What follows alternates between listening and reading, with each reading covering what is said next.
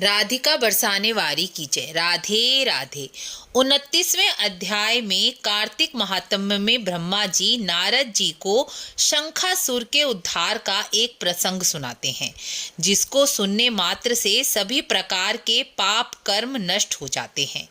कलयुग के प्राणी श्रवण मात्र से ही अपने पाप कर्म नष्ट कर सकते हैं।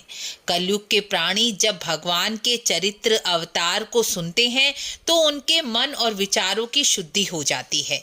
इसी प्रकार सुनने से उनके पाप नष्ट होते हैं। प्राचीन काल में शंखासुर नाम का असुर हुआ। उसने सारे दैत्यों और इंद्र के अधिकार छीन लिए। सभी देवता इंद्र पृथ्वी में छिप कर रहने लगे। तब शंखासुर ने विचार किया कि मैंने सभी देवताओं का अधिकार छीन लिया, लेकिन वह अभी भी बलशाली लग रहे हैं। यह देवता अपना तेज वेद और मंत्रों से प्राप्त करते हैं, इसलिए मुझे वेद मंत्रों को अपने अधिकार में कर लेना चाहिए, जिससे देवता तेजहीन और बलहीन हो जाएंगे। ऐसा विचार करके शंखासुर ब्रह्मा जी के सत्यलोक से वेदों को हर ले आए। तब वह वेदों को लेकर जा रहे थे, तब वेद भय से समुद्र में जाकर छुप गए। शंखासुर ने समुद्र में वेदों को बहुत ढूंढा, लेकिन वेद नहीं मिले। उधर वेदों के खोने से देवता व्याकुल होकर विष्णु जी के पास चले गए। विष्णु जी की स्तुति और मंगल गान करने लगे। तब विष्णु जी योग निद्रा से जागकर इस प्रकार बोले, देवताओं, तुमने मुझे कार्तिक शुक्ल पक्ष की एकादशी तिथि को जगाया है, इसलिए यह तिथि मुझे अत्यंत प्रिय होगी और माननीय होगी।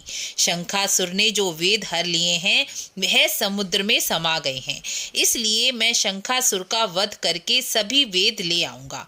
आज से कार्तिक मास में जल में मैं निवास करूंगा, इसलिए जो मनुष्य कार्तिक स्नान करेगा उसकी सभी मनोकामनाओं को मैं पूर्ण करूंगा।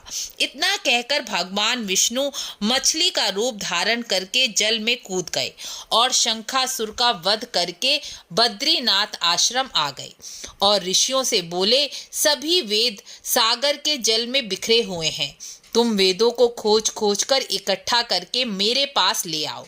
तब तक मैं प्रयागराज में देवताओं सहित रहता हूँ। तब उनके तपोबल से संपन्न महर्षियों ने वेदों को इकट्ठा कर लिया। जिस ऋषि ने जितने वेद और मंत्रों को ढूंढा वह उन्हीं मंत्रों के ऋषि बन गए।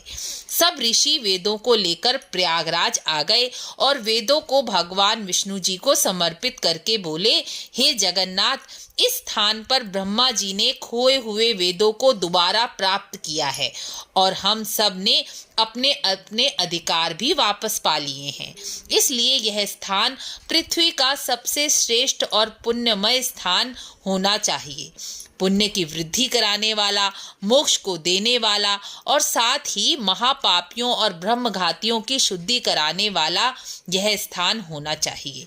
तब भगवान विष्णु जी वर देते हैं कि तुमने जैसा मांगा है वैसा ही होगा, और मैं वरदान देता हूँ, यह स्थान ब्रह्मक्षेत्र प्रयागराज के नाम से प्रसिद्ध होगा। ब्रह्मा, मैं और विष्णु सभी देवताओं सहित यहाँ निवास करेंगे। आज से यह तीर्थ प्रयागराज तीर्थ के नाम से विख्यात होगा। प्रयाग तीर्थ के दर्शन से ही तत्काल सभी पाप नष्ट हो जाएंगे और स्नान करने से जन्म जन्मांतर के पाप नष्ट हो जाएंगे। कार्तिक, माघ, बैसाख में स्नान करने वाले मनुष्यों को मोक्ष की प्राप्ति अवश्य ही होगी। कार्तिक मास में जिस कामना के लिए तीर्थराज प्रयाग में स्नान किया जाएगा वह अवश्य ही पूर्ण होगी। 29वें अध्याय में पाप और पुण्य का फल किस प्रकार मिलता है यह बताया गया है। किस युग में पाप और पुण्य का फल किस किस को भोगना पड़ता था यह ब्रह्मा जी नारद जी को बताते हैं। सतयुग में एक मनुष्य के पाप और पुण्य के कारण सारे देश को उसके पाप और पुण्य का फल भोगना पड़ता था। त्रेता में एक के पाप और पुण्य का फल पूरे गांव को भोगना पड़ता था। द्वापर में एक मनुष्य के पाप और पुण्य का फल उसके पूरे कुल को भोगना पड़ता था। लेकिन कलयुग में केवल स्वयं को ही अर्थात पाप करने वाले को ही उसका फल भोगना पड़ता है, क्योंकि कलयुग की दशा ही ऐसी है। कलयुग में प्रत्येक व्यक्ति कोई ना कोई पाप कर्म कर ही रहा है। कलयुग में मन से सोचा गया पाप कर्म का फल नहीं भोगना पड़ता, केवल शारीरिक और वाचिक रूप से किए गए पाप कर्म का फल ही भोगना पड़ता है। कलयुग में प्रत्येक मनुष्य एक दूसरे से द्वेष, ईर्ष्या, बैर कर रहा है, इसलिए मन से किए गए पापों का फल कलयुग में नहीं लगता। एक पात्र में भोजन करने वाले को पाप और पुण्य का आधा फल भोगना पड़ता है। दूसरे की निंदा, चुगली करने और सुनने वालों को भी पाप और पुण्य का फल भोगना पड़ता है। प्रजा के पाप का छठा भाग राजा को भोगना पड़ता है। शिष्य से गुरु, पिता से पुत्र, पत्नी से पति को भी पाप का छठा अंश भोगना पड़ता है। लेकिन पत्नी को पति के पुण्य का आधा भाग प्राप्त होता है, क्योंकि पत्नी पति के अधीन और संरक्षण में होती है। इसीलिए पत्नी का किया गया पाप पति को अवश्य ही प्राप्त होता है। राधे राधे।